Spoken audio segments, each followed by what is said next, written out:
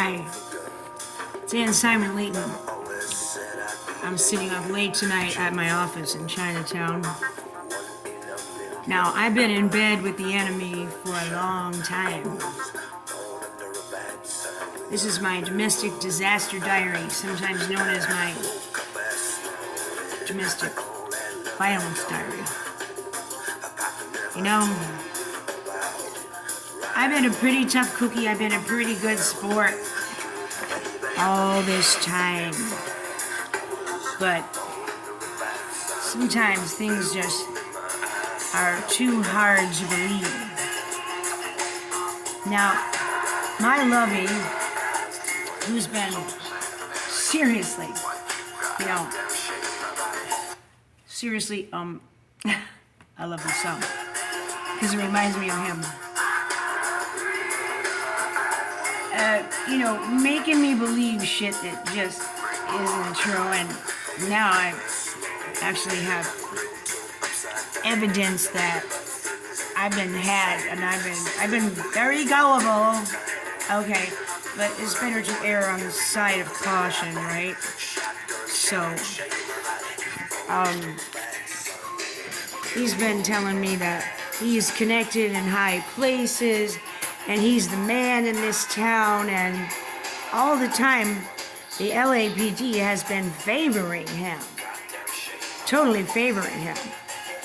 And ruling on his behalf, even when it's obvious who the primary aggressor is. Now, recently, I got a little fed up because Billy Boy been spreading out his conspiracy and involving other people. What you call suborning perjury. I think that's the word for it. When you recruit other people to commit perjury on your behalf and offer them something in return, like, I won't kill you if you do this. The neighbors in Echo Park and Chinatown are afraid of Billy because they think he committed a murder in that neighborhood 7 years ago. He says it was our landlord that did it. Anyway, a mysterious death was had. And Bill relishes in taking the blame because then he can sort of blackmail and intimidate other people to do his bidding, which he's been doing successfully. So he's got a guy next door who, according to Bill, has been on the city council. Guy next door is mentally ill, has Asperger's and antisocial personality, borderline disorder. And according to Bill, got real drunk 7 years ago, shot a gun off, and bullet went through Bill's window and through his wig, kind of grazed his head, almost killed him. This guy, a couple nights ago, last week, came into my backyard after midnight as I was cleaning my driveway. Started yelling at me about water usage. He is not our property manager. I've never been told about that. So, yeah. What's that crap? I don't want to listen to this crap. And then he started swearing at me. And then he said he was coming into our house. I was so scared, I was rushing myself to the toilet to eliminate myself due to the severe intimidation of this rather large, rather mentally ill, rather criminally inclined, rather loyal to Bill, my abusive fiance. So I was on the toilet, screaming for Bill to intervene, which he did not come to my defense. A couple of weeks before, this guy entered our property and started doing the installation of 2 large black gates that blocked both of our fire exits from our building without any prior notice. Hired by the landlord to do so. And blocked me in for 3 days. I couldn't leave, played devil-worshipping music, and then when I tried to get into my parking space at the end of that day, he jumped in front of my car as I was going 1 mile per hour. I put the brakes on, of course. Then he literally filed a criminal police complaint that I tried to murder him and run over him with my car. The police came and staked out my house for several hours to watch and see if I was homicidal at the time, which I was not. What I didn't understand or believe at the time was that he actually filed a criminal charge against me. But he threatens me and texts me harassingly all the time to say that he can press charges any time from a year up to a year from now. And he also sat up one night really drunk and started screaming at me from his house, which looms above ours, saying, "I have your life in my hands, and I can make bad things happen to you." So, that and Bill has been seducing the mentally ill girl across the street, suborning perjury from her. Several months ago, he announced to me that he was going to have a relationship with her. Started inviting her over to the house to cook meals for him while I'm married to him, living with him right there, watching this ridiculous scenario. And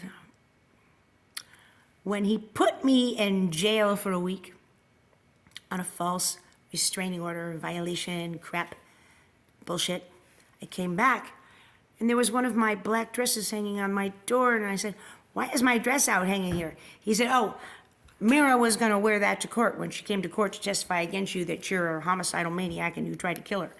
And he has got this woman signing a sworn affidavit that I went over her house one night and tried to kill her and threatened to kill her. And Steve, the guy next door, Steve Rice, claims to be on city council. Not on city council, but on some fucking kangaroo court kind of neighborhood council, whereby he and the landlord and a few other miscellaneous people sort of have a little bit of sort of a subversive, diversive underworld kind of control over the neighborhood and the alcohol consumption of all restaurants and bars in the area, from which they take kickbacks, according to Bill.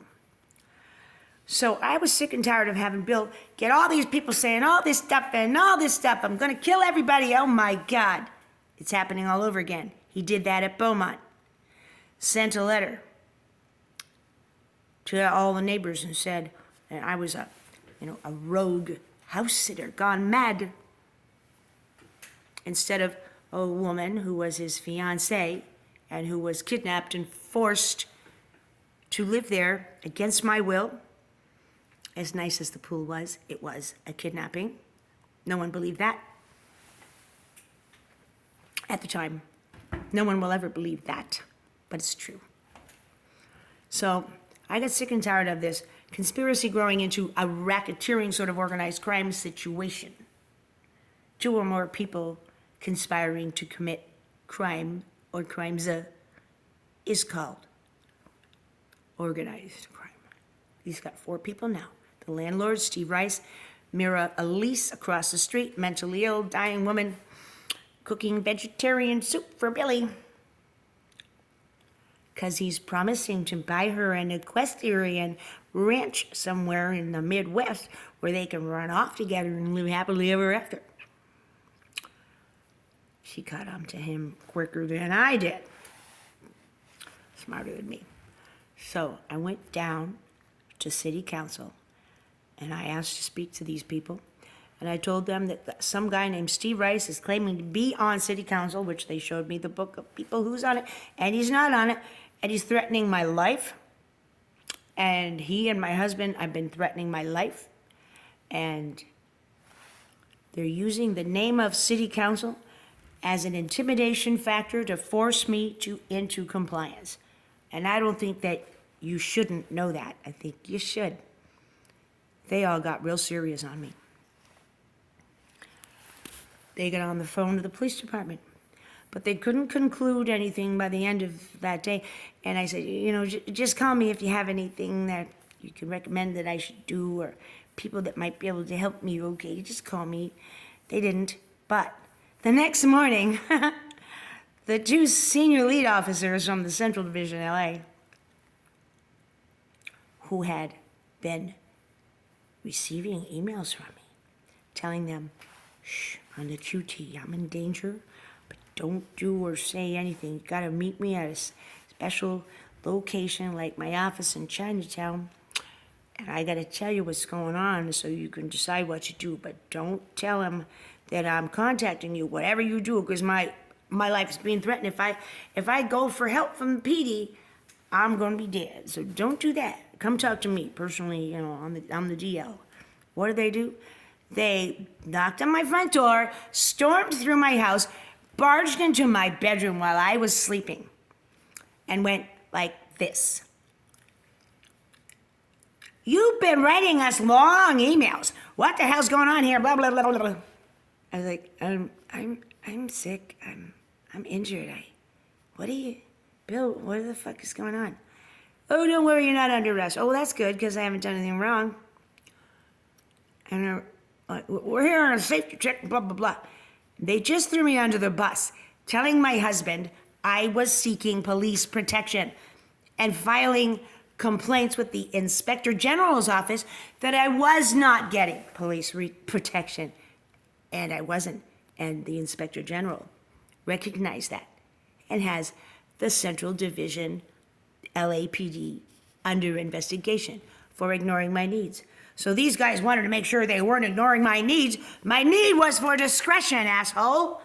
They came in my house, threw me under the bus, and outed me as a snitch to my husband, who's a snitch, only he makes shit up, doesn't even tell the truth. He has to make shit up, because I don't do anything wrong. They left. Bill wasn't mad. Matter of fact, later that day, Bill said to me, I don't think I'm going to go to court on Monday and get that permanent restraining order against you. I'm like, why? Well, those guys, they kind of convinced me that maybe I shouldn't. I would like to know what they said. But these guys have been telling me since then they're going to meet me here at my office in Chinatown on tomorrow night, Wednesday night, and we're going to have a chat, and I'm going to disclose some evidence and blah, blah, blah. But they never called me back, never agreed to a date or a time. They ghosted me. They wanted to show me that they can come into my house, barge into my bedroom, throw me under the bus, out me to my abuser, put my life in jeopardy, and they can do a lot more than that. Fuck that shit. I filed another complaint with the Inspector General. This is out of control. LAPD is a misogynist pig organization that loves to hurt women, just like my husband Bill. And I have had enough. I am coming out. You want to kill me? You want to put me in jail for something you made up? I can always prove I'm innocent. You could never prove I'm guilty. Because I've got the tapes of everyone who's involved confessing to their own guilt. You can't deny that. You can frame me all you want. I got more proof on them than you got in your imagination about an innocent, disabled woman. And that's a double felony to be abusing. Cops who fuck with me are abusing a disabled woman. Wouldn't you all agree? Yeah. Barging in my bedroom like that to intimidate me into shutting up? I don't think so, motherfucker. As a matter of fact, I am volunteering on a city committee